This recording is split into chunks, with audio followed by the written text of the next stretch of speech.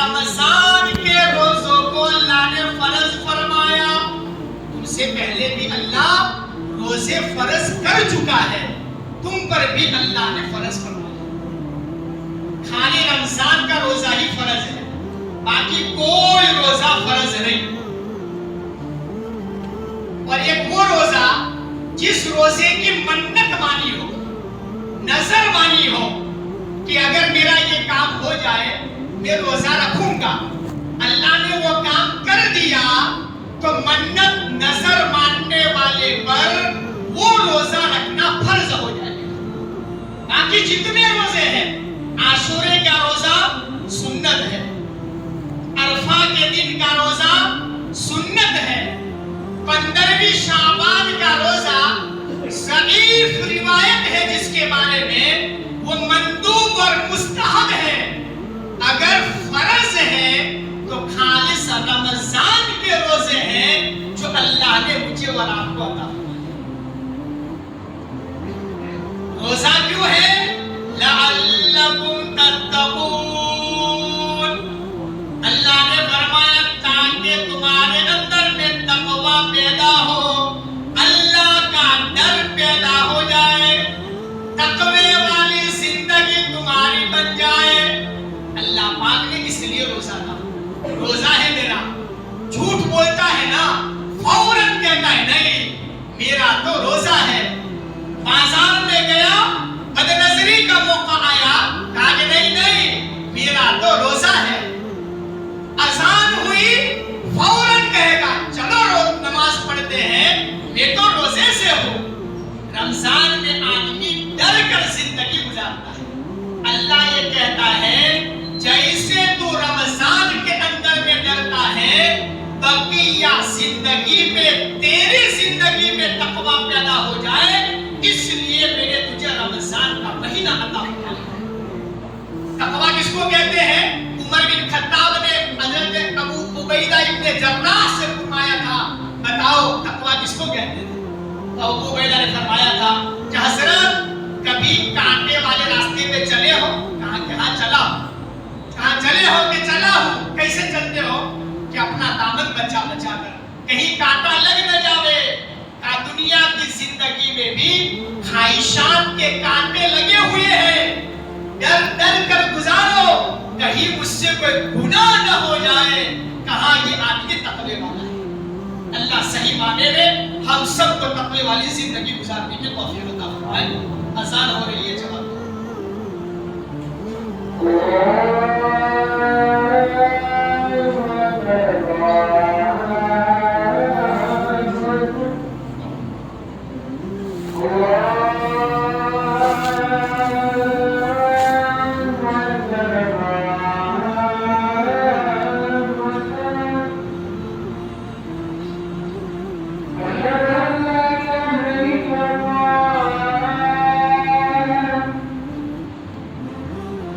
أشهد أن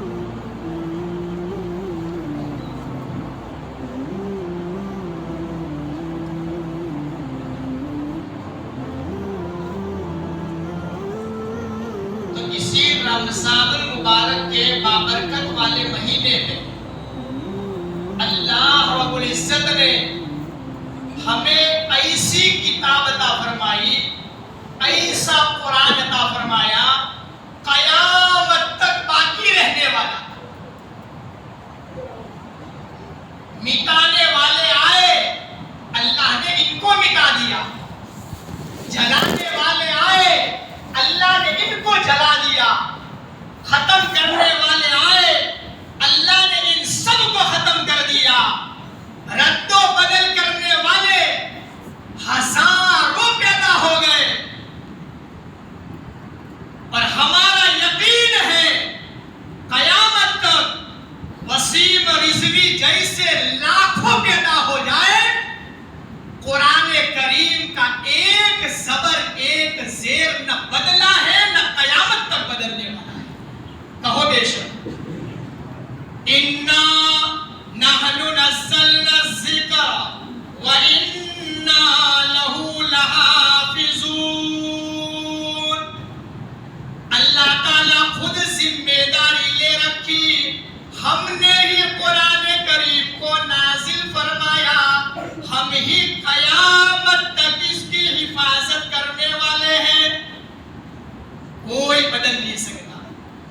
ایک حرف ایک زبر زیر کو بھی بدل کر پڑھ لیا، اسی وقت وہ آدمی اپنے ایمان سے ہاتھ دھو بیٹھتا ہے۔ ایسی پاورفل طاقت والی کتاب، ایسی نورانیت سے بھرا قرآن اللہ نے مجھے اور آپ کو عطا فرمایا کہ قیامت تک ایسا پاور نہ آج کے ایٹم بم میں ہے، نہ میزائل میں ہے، نہ بندوق کی گولیوں میں ہے۔ جو طاقت، جو پاور اللہ نے قرآن کریم کے اندر میں رکھا ہے، بس اللہ مجھے اور آپ کو قرآن کی عظمت سمجھنے کی توفیق عطا فرمائے۔ ہم نے اس کی طاقت کا اندازہ نہیں لگایا، کیا طاقت ہے قرآن کی۔ اللہ نے قرآن میں فرمایا لو انزلنا هذا القرآن على جبل لرأيته خاشعا متصدعا من خشية الله۔ یہ قرآن ایسی پاورفل کتاب ہے کہ اگر پہاڑوں پر نازل کر دینا تو پہاڑ بھی ریزہ ریزہ ہو جائے۔ اتنی بڑی عظمت والی کتاب ہمارے نبی کے صدقے میں اللہ نے مجھے اور آپ کو عطا فرمایا۔ ہمارے دل میں اس کی عظمت نہیں ہے۔ ہم کو تراویح کے اندر میں لوگ تراویح پڑھتے ہیں، ہمارے نوجوان پیچھے بیٹھ کر لوڈو کھیل رہتے ہیں، پب جی کھیلتے ہیں، زندہ لاشوں کی طرح پیچھے سوئے ہیں۔ یہاں اللہ کا قرآن پڑھا جا رہا ہے۔ دنیا کے حالات اتنے خراب ہیں، ہم پہ ظلم ڈھائے جا رہے ہیں، کتنی اولادیں بغیر ماں باپ کے ہو گئی، فتنوں پہ فتنے درپا ہے، اور ہمارا نوجوان اللہ کا قرآن سننے کے لیے راضی نہیں ہے۔ زمین میں زلزلے نہیں آئیں گے تو اور کیا ہوگا۔ پہلے زمانے کے اندر میں مرد تو مرد، ہماری عورتیں بھی قرآن کریم سے اتنی محبت کرتی تھی کہ ہر قدم پر اپنی زبان سے قرآن کریم کی تلاوت کیا کرتی تھی۔ عبداللہ ابن مبارک فرماتے ہیں کہ ایک مرتبہ میں حج کر کے ملک شام جا رہا تھا، ذرا دھیان سے سنیے گا۔ عبداللہ ابن مبارک فرماتے ہیں حج کر کے ملک شام جا رہا تھا، بیچ میں ریگستان کا علاقہ آیا، جنگل و بیابان۔ وہاں پر میں نے ایک عورت کو دیکھا، بوڑھی اماں ہے، پردے کی حالت میں بیٹھی ہے۔ عبداللہ ابن مبارک فرماتے ہیں میں پڑوس قریب میں گیا اور جا کر میں نے سلام کیا، السلام علیکم۔ اس عورت نے قرآن کریم کے ذریعے سے مجھے جواب دیا۔ میں نے کہا السلام علیکم، تو بوڑھی اماں کہنے لگی سلام قولا من رب الرحیم۔ اللہ اکبر کبیرہ۔ میں نے اس کو کہا یہاں جنگل و بیابان ہے، کوئی قافلہ نظر نہیں آتا، تم اکیلی ہو، کیا بات ہے؟ اس نے قرآن سے جواب دیا وَمَن يُضْلِلِ اللَّهُ فَلَا هَادِيَ لَهُ، جس کو اللہ الگ کر دے اس کو کوئی راستہ بتا نہیں سکتا ہے۔ عبداللہ بن مبارک فرماتے میں سمجھ گیا یہ بوڑھی اماں قافلے سے بچھڑ گئی ہے، اکیلی بیچاری پڑ گئی ہے۔ میں نے اس سے کہا بوڑھی اماں کتنے دن سے تم اکیلی ہو؟ قرآن سے جواب دیا ثلاث لیال سویہ، 3 راتیں ہو گئی میں اکیلی یہاں پر پڑی۔ عبداللہ بن مبارک فرماتے ہیں میں نے اس بوڑھی اماں سے کہا تم اکیلی یہاں ہو، پانی بھی نہیں ہے، نماز کا مسئلہ بن جاتا ہوگا، تم وضو کیسے کرتے ہو؟ بوڑھی اماں نے قرآن سے جواب دیا فَإِن لَّمْ تَجِدُوا مَاءً فَتَيَمَّمُوا صَعِيدًا طَيِّبًا، کہ پانی نہ ملے تو تیمم کر لو۔ میں سمجھ گیا کہ یہ پانی کے بغیر تیمم سے نماز پڑھتی ہے۔ عبداللہ بن مبارک فرماتے ہیں میں نے اس بوڑھی اماں سے کہا اماں جی کوئی چیز کھانے کا سامان تمہارے پاس نہیں ہے، تم کیسے یہاں پر 3 راتیں گزار گئی، کھانے کا مسئلہ تمہارا نہیں ہوتا؟ بوڑھی اماں نے قرآن سے جواب دیا ثم اتم الصیام الی اللیل، کہ جب تم چاہو تو رات تک روزہ رکھو۔ میں روزانہ روزے کی حالت میں رہتی ہوں۔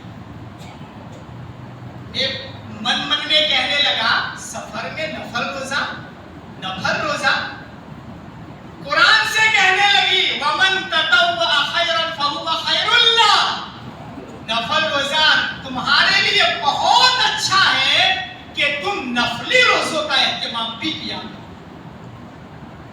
میں اس سے کہنے لگا بوڑھی اماں سفر میں تو فرض روزہ رکھنے کی بھی اللہ نے چھٹی دی ہے، سفر میں ہو روزہ نہ رکھنا چاہو تو مت رکھو، اللہ نے اجازت دی، بعد میں قضا کر لینا۔ تو بوڑھی اماں قرآن سے کہنے لگی وَأَن تَصُومُوا خَيْرًا لَكُمْ إِن كُنتُمْ تَعْلَمُونَ، اگر تم کو معلوم ہو جائے نا کہ روزہ کتنی بڑی دولت ہے، کتنی بڑی نعمت ہے اور اس کا بدلہ کتنا اونچا ہے، تو سفر کے اندر میں بھی تم روزے کا اہتمام کرو گے۔ بوڑھی اماں قرآن سے جواب دے رہی ہے۔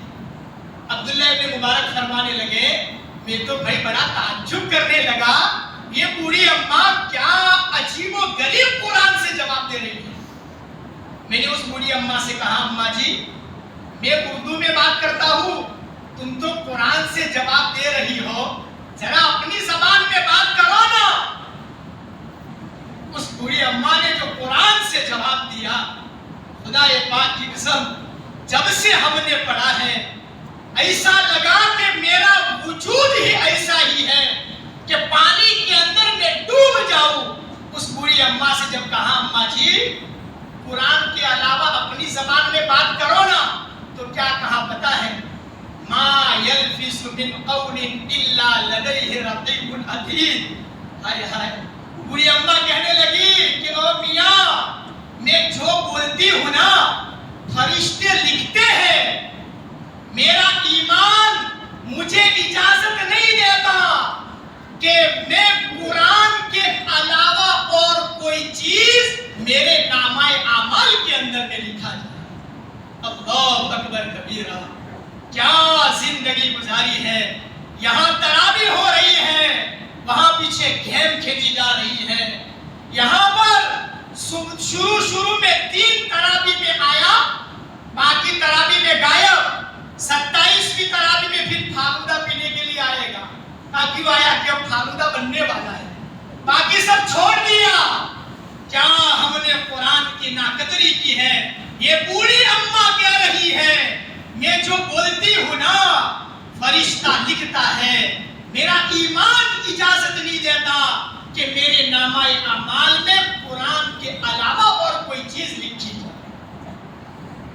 عبداللہ بن مبارک فرماتے ہیں میں نے اس بوڑھی اماں سے کہا اماں جی کہاں سے آ رہی ہو، کہاں پر جا رہی ہو؟ قرآن سے جواب دیا صبح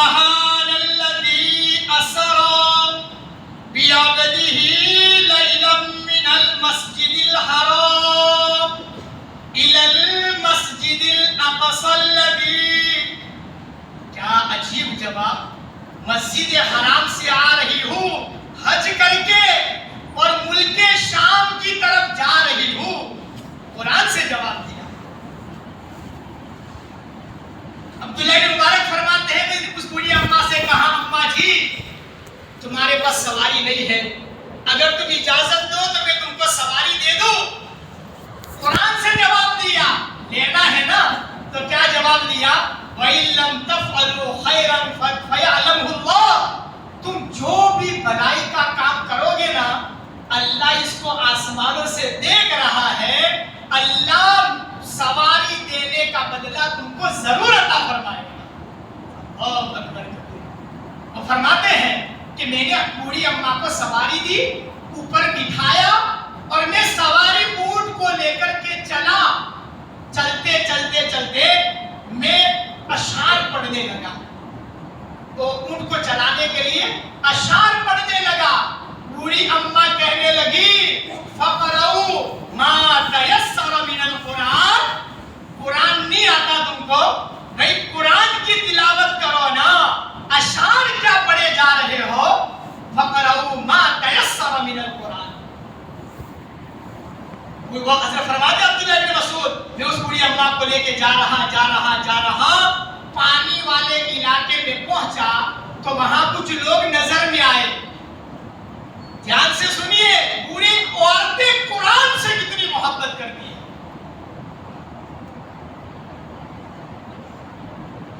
ایک قافلہ نظر آیا، بوڑھی اماں سورہ فاتحہ کی پہلی آیت پڑھ لی، الحمدللہ رب العالمین۔ عبداللہ بن مبارک فرماتے ہیں میں سمجھ گیا کہ اس کو اس کا قافلہ نظر آ گیا ہے۔ میں اس قافلے کے پاس اونٹ لے کر کے گیا، میں نے کہا بوڑھی اماں اس قافلے میں تیرے کوئی رشتہ دار ہے، تیری کوئی اولاد ہے، تیرے کوئی بیٹے ہیں؟ تو اس نے کہا المال والبنون زینت الحیات الدنیا، کہ مال اور اولاد تو دنیا کی زینت ہے، مطلب کہ اس قافلے میں میرے بیٹے ہیں،